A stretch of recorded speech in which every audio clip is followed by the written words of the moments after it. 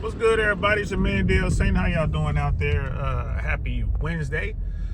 Yesterday was election day, and yeah, it went well for Democrats. Republicans, especially MAGA, had a bad night, right? We talked about this.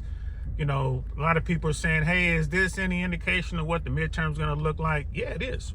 Yeah, it is. But here's the thing.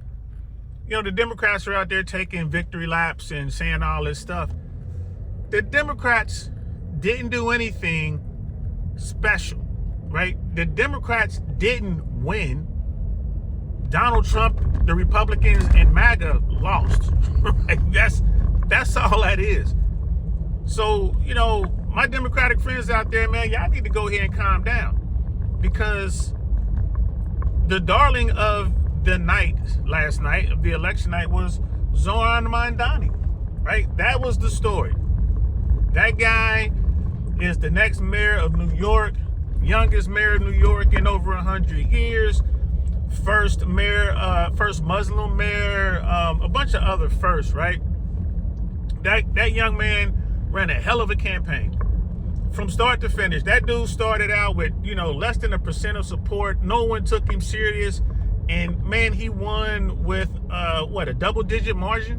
Last time I checked, he was like 50-point-something% of the vote. They're still not done counting, so he might wind up with 51%.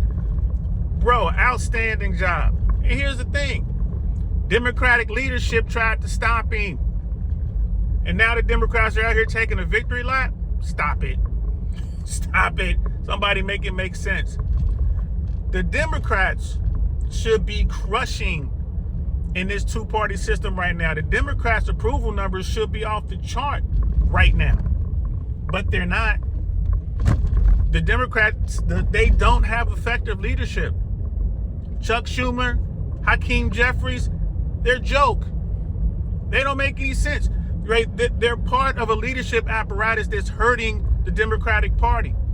How is it the Democrats can't score points against someone like Donald Trump and MAGA right now? Think about that. Think about that. I don't, you know, when I see my friends out here, and like, I'm talking about my friends in politics, and they start talking all this stuff, I'm like, bro, y'all didn't win shit. Zohran did. He won despite you guys, not because of you guys. And you know, and you look at Democratic leadership, they're all worried about their seats right now, and they should be. Get rid of all of them. I think there should be a purge within the Democratic Party. It's time to get some effective leadership. Period. Hands down. Right? So I don't understand why the Democrats are out there running around like they did something, bro. Because y'all didn't do nothing. Right? Zohran Mamdani, he's the man right now. And there's going to be more, hopefully, there are going to be more candidates like him out there that are for the people, that are outsiders, and figure out a way around the gatekeepers, because that's what's needed right now. You know, and then for my Republican friends and the MAGA people, you guys are all sitting around like, oh, I don't understand what happened. I can't believe that, you know, New York voted for a socialist. And you guys start talking about how the people of America, like in New Yorkers, they're all extremists and they're crazy and blah, blah, blah. So it's like, what happened? Trump happened. What do you mean, what happened? Donald Trump got into the mix. He ran on the platform that he was going to help the small guy, right? Let's just cut to it. Let's cut to the chase. Donald Trump managed to get a bunch of poor people, brokies, the trailer park folks, to believe that he was on their side. He got them to believe that he was going to do stuff for them. And that's not true. I told you guys from the beginning, I'm not a Donald Trump fan, but boy, you gotta admire him, bro, for what he has done. I mean, look at this dude. He's a billionaire, and he managed to get the average everyday Joe to believe that Donald Trump is your guy and I'm gonna help you, Mr. Brokey. Hey, he pulled that off twice. And he gets in the office and does what he does. What is he going to do? He's going to help the people who got him there. Who got him there? The elites. Donald Trump is an elite. And now the brokies are out here all heartbroken, butthurt. They can't believe what they're seeing. I can. Donald Trump at his worst, was nowhere near the brokies, the trailer park people, the folks from the ghettos. Donald Trump was never there at his worst. When Donald Trump was out there making commercials for restaurant chains like Carl Jr., he was still a multimillionaire. That was his baseline. That was his rock bottom. Right? Donald Trump was using the court system and not paying people and doing all this other kind of stuff. And then he ran for president. Before he was discovered by the Hollywood producers who were looking for some cartoon character type to be the boss man in The Apprentice, and they go read about it, go watch it. I think they did a documentary on it. The producers were shocked that America really believed that The Apprentice was real TV. The Hollywood people who put that together, they still can't believe it. They're like, bro, don't they know that this Donald Trump guy is a failure? And then the answer to that was like, no, man, because y'all use Hollywood magic to make the Trump Towers look like a real tower. Like, bro, go back and read up on that, man. The producers were talking about when they went into Trump Towers, how it smelled really bad and it looked horrible. It was run down. It wasn't, you know what I mean? Like, you could tell the maintenance hadn't been done, and there's Donald Trump acting like he's busy. Like, and none of these people, none of these Trump supporters ever took the time to read The Art of the Deal. Had they read The Art of the Deal and really paid attention to what they were reading, bro, you can't be crying right now. If you read that book, The Art of the Deal, it should be called something different. It should be called The Art of the Finesse, right? It should be called How to Bullshit One-on-One, right? Like it should be called something other than The Art of the Deal. You read that book. I know y'all guys, you guys are thinking, well, it's too late now, but read the book. Donald Trump is doing what Donald Trump has always done. And again, I'm not hating on the guy. I mean, look at what he managed to do. He's the president of the United States for a second time. You can't do anything to him on the federal level. You can't. He can break any federal law he wants. And I don't think he's going to go out there and body nobody. But he can go out there and file false documents. He can take money from, one fund and use it for another fund, like campaign finance laws. Just don't care about that, right? He's open, just out there upfront about, hey, pay me this much money and I will pardon you. I will pardon whoever you want me to pardon. Donald Trump understands one thing. He can pardon himself and anybody else he wants. It's a get out of jail free card. That right there, genius. America put in the dude who will absolutely use the powers of the executive to his advantage. How much money has Donald Trump made since he's been in the office, and how much money has America lost? More to the point, how much heartache and money has Americans lost? Right? Donald Trump came in there like, we can't do away with the Affordable Care Act, but we can defund it. And now you got all these people out here who had insurance, barely had insurance. Now they can't afford that. This is the guy that's supposed to take care of them, right? So I ain't mad at Trump. You know what I mean? Look at what he's doing. He started a trade war. We got these tariffs that don't make any sense. Donald Trump said he's the president that wants to stop wars, but bro, he's trying to, we're in the process of preparing to invade Venezuela. There's going to be a war there. And he's talking big to to Africa right now. What is it, Nigeria? Somewhere over there, or is it? I can't remember where. Help me out in the chat. Let me know. But he's talking big to some African nations right now, wherever Christians are being attacked in this nation. Donald Trump is talking about attacking them, using the military to attack them. Which he's supposed to be the guy who's about peace, right? The economy jacked up. Were it not for Nvidia, the stock market would be crashing right now. It's just a matter of time before it all collapses. It's all going to come crashing down, bro. And Trump is still making money.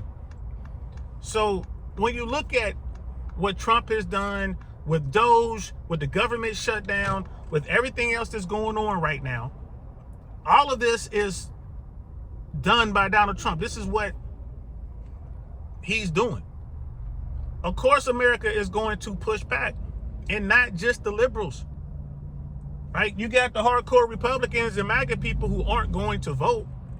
That's their way of pushing back. But all the Democrats are going to come out. Young people are getting excited, right? That's what's going on right now. And again, this has nothing to do with Democratic leadership. The Democrats haven't done anything other than the normal BS that they do, the normal status, you know, the normal snafu stuff, bro. Situation normal, all effed up. That's what the Democrats are doing. It's just the American people are now going to back political candidates that are going to help the small man. That's it. Donald Trump went so hard for the wealthy that now people are going to be able to run for office and take care of the poor. That scares the 1%. That is not what they want to see. The 1% backs wealthy individuals. Why? Because the wealthy individuals pay them to get into these offices, to run these campaigns. So we're going to see more elected officials like this Zorhan guy that are going to come from out of nowhere and going to get the backing of the people, and they're going to go out here, they're going to get in the office, and they're going to raise taxes on the top 1%. They're going to raise taxes on the wealthy. Right? They're going to go out here and they're going to back programs like universal health care, universal pre-K, universal child care. That's what's going to happen. And then people say, well, America can't afford it.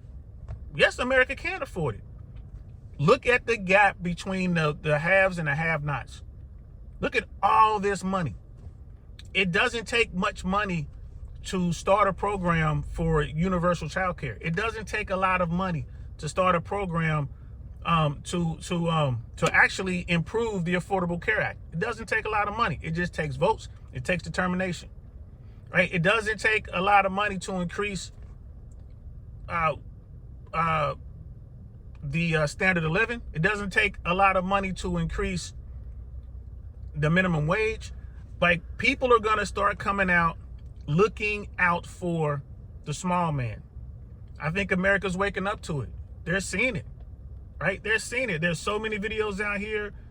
There's a lot going on out here where people are paying attention, and they can see that the wealthy folks are just getting more and more and more, and it's putting pressure on the middle class, which doesn't exist anymore. My bad, there's some weirdo walking down the street, and I got to keep my eye on him. This is some dude who's running, got on shorts, and he was holding something in his pocket, holding it up as he's running. Like I said, guys, when y'all sitting around, you got to pay attention to what's going on around you, man. That kid, it's a weirdo kid that didn't belong on this, but he didn't belong. He just looked out of place on this street, and he's running, and he's looking behind him. Like, what are you running from? There's a shopping center just down the street here. Maybe he did something in one of the stores, and he believes that people are after him. And like I said, this is Florida, bro. People don't wear holsters. I wear a holster, but most people keep their weapons just in their pocket. This guy's walking around holding on to his pocket as he's running into me.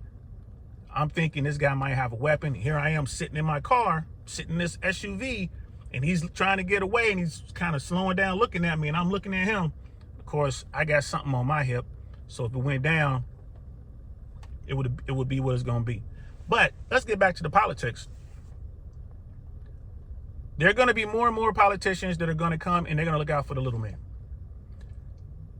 There is no middle class anymore. I've been saying that for years. There is no middle class. Either you have it or you don't. Simple as that. And if you think you have it, and by having it means you got a lot of credit, that means you ain't got it. Wealthy people got the money. Right? You know, the people who got it, they lose their job or they walk away from a position, they ain't got to go to work for 3 years and not change their way of life at all. They're still going out, they're still partying, they're still taking trips, they're still taking vacation, even though they're not working. Nothing changes. That's having it. If you can do that, you got it. The average American can't go without their pay. The average American is paycheck to paycheck. We see this with the air traffic controllers. With this government shutdown, the air traffic controllers have not been paid. They got a partial paycheck, and then their last paycheck was nothing. And there's another pay period. If we don't stop this government shutdown, there's going to be another pay period where they get nothing. That's going to be one full month of pay. So it's like a month, and let's call it a month and a half of no pay. I don't know many Americans who can last that long working and not getting paid because they ain't got it. And we're talking about air traffic controllers on average are making about what, $100,000, $120,000 a year. And they're damn near paycheck to paycheck, right? Americans don't save, right? Americans just spend. When people get some money, they like bet it on crypto or they, invest it in markets or something like that, and then turn around and need that money, right? There's so many scams out here. Down here in Florida, insurance is out of control. People don't know what's going on with the housing market. Just about every American who owns a home, their net worth is tied to that house, right? And there's nothing coming out of Washington. There's nothing coming out of the state capitals that are helping these people. So what are they doing? The only thing they can. They're going to take their vote, and they're going to vote for these outsiders. They're going to vote for these people that they believe can help them. They're not going to be betting on billionaires who know how to talk shit anymore. They're going to be putting their votes behind people who grew up in the neighborhoods they grew up in. People like Zorhan, immigrants who came here to this country and been, doing everything they can to help their communities and do things for common folks. Say what you want about Zorhan Mandani, but if he's able to put a state-run or city-run grocery store in East Borough, like one in East Borough, to provide affordable food for the people of New York, if he gets that done, bro, he's going to get another term, right? And then, of course, he's going to be able to make the buses run faster and run on time. He's going to make the buses free. I think that's going to be a layup for him. And then he's going to be working on universal child care. If he gets that done and the grocery thing, oh, my God. And there are going to be other people in, across America getting into politics, getting around the gatekeepers and coming in here, and they're going to do things for the average American. And what my friends like, I don't have a problem with the 1%. I love the wealthy. I hang out with the 1%. I'm trying to get into the 1%. I'm working my butt off so I can get there, right? But here's what I tell my friends, my 1%er friends. I'm like, man, y'all got to share this, bro. I'm not saying give the money away, but you guys got to share the opportunity. Back some of your friends that have some great ideas and make some millionaires. You guys are multimillionaires and billionaires. Instead of going out buying, the most expensive yacht on the planet, or going out and buying your own 747 jet just so you can have it or whatever, you need to go out here, in my opinion, and make more millionaires. Rebuild our middle class. That's what America needs. America cannot survive without a robust middle class. We need a middle class. When America is thriving, it's because it has a middle class that's thriving. And we need to get those factory workers that we had back in the 70s and the 80s, the early 80s before Reaganomics, that were, making cars or making, engine parts or whatever they were making, right? GE and the GMs and all these other places. We need to bring that back. And instead of focusing on bringing back a vibrant middle class, we're making AI, artificial intelligence, to decimate the workforce and take away entry-level jobs that these college kids depend on to pay their college loans back. My daughter's about to be 17. And for the past few days, we've been talking about college. Like, okay, where are you going to go to school? We're in Florida. We're in Central Florida. We're in Tampa. So I had my daughter, I'm like, okay, where you want to go to school? I told her, like, when you graduate, my daughter's going to graduate next year. Like, when you graduate, I'm moving to Miami. She's like, I know, Papa. So you better be looking at schools in Miami. And she's like, I am. So I'm like, what schools are you looking at? She's like, University of Miami. How much is that? And she pulled it up. $60,000 a year, roughly. $60,000 a year for University of Miami? She's like kind of shaking her head. I'm like, well, look up Florida International University, FIU. Look that up. How much is FIU? $15,000 a year. Man. I'm like, well, just look at all of the schools in that district. That weirdo guy is coming back, guys. I'm looking at the weirdo dude. He's still looking down the street. Just some young kid. Let's get ready. So, how much is FIU? $15,000 a year. Okay. And then my daughter keeps researching. She's like, Papa, there's Miami-Dade College in Miami. How much is that? She's like, I think she said $1,000, $1,500. Like, not a quarter. Not a credit. How much is that a year? She's like, for in-state, I think it's a year. I think it's like $5,000 a year. like $5,000 a year. So I'm like, well, let's look at that. And she's like, yep, they have a music department, they have an arts department. I want to get involved in that. And I'm like, cool. That's what I'm talking about. Let's get involved with that. So kids are out here going to these universities, paying all this money, getting out of college, right? University of Miami, $60,000 a year, $240,000 for 4 years. Oh my goodness.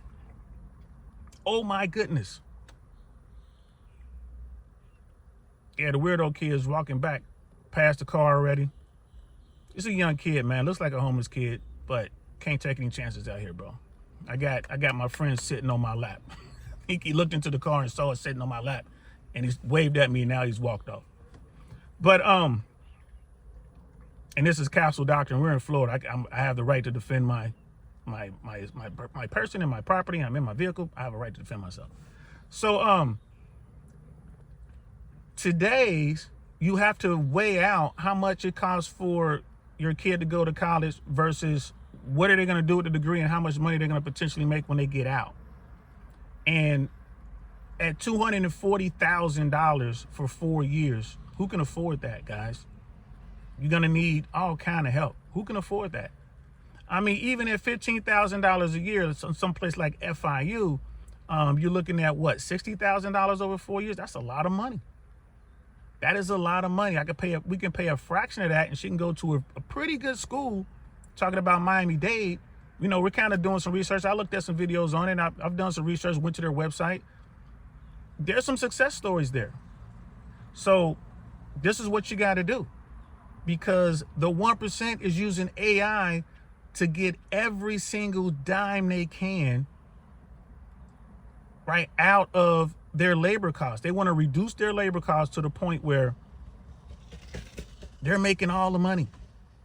So if they are making all the money, we don't have a middle class. Who's going to buy the products, right? Who's going to buy the products? Which takes us right back to politics. I know I went a long way to come back to the politics. The reason why the Republicans and MAGA took a beat down last night, and they're probably going to more likely take a beat down in November, is because they're not taking care of Americans. They're taking care of the richest Americans, the 1%. And they're doing that because the 1% are the only people who can pay to keep them in office. Period. So people like Hakeem Jeffries, people like Chuck Schumer are going to get pushed out by those politicians who are willing to go out on a limb and look out for Americans and do what they can to rebuild our middle class. And in doing so, we will truly make America great. Not make America great again, but we will be able to rebuild our middle class and start making products in America that Americans can buy, and raise our minimum wage and get some factories. It's going to take some time. All the stuff that Donald Trump said he was going to do, we see now that he wasn't serious. He was bullshitting. But we're going to get people in office who actually are going to mean what they say and say what they mean. People like Zoran Mandani. I hope that he's successful.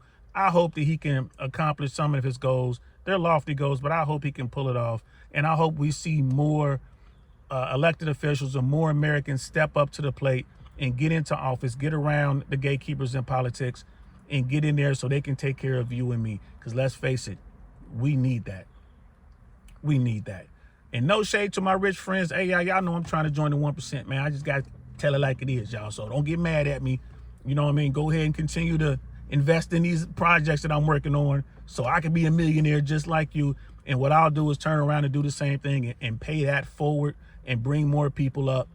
So there's no reason that America, which is the wealthiest nation our species has ever seen, there's no reason that Americans are broke and can't afford to get sick and have no way of having a decent quality of life. This doesn't make any sense whatsoever.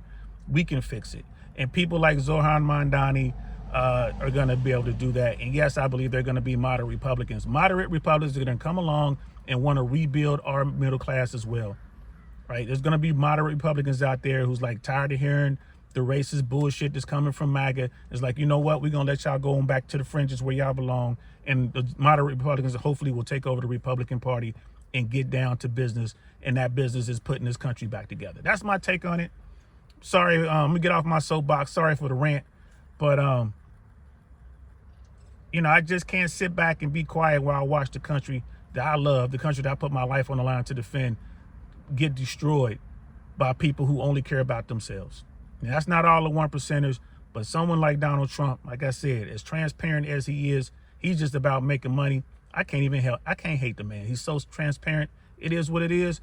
But I hope the rest of America has woken up and they realize that that's not the type of person that's going to help them become the best that they can be. That's not the kind of person that's going to help them build their family. That's not the kind of person that's going to help make America great and bring America back to the prominent role as leaders for the whole world. So that's my take on it. Let me know what y'all think. Leave it in the comments below. Again, apologize for the rant, but I had to get that out. I had to get it out. I feel better now.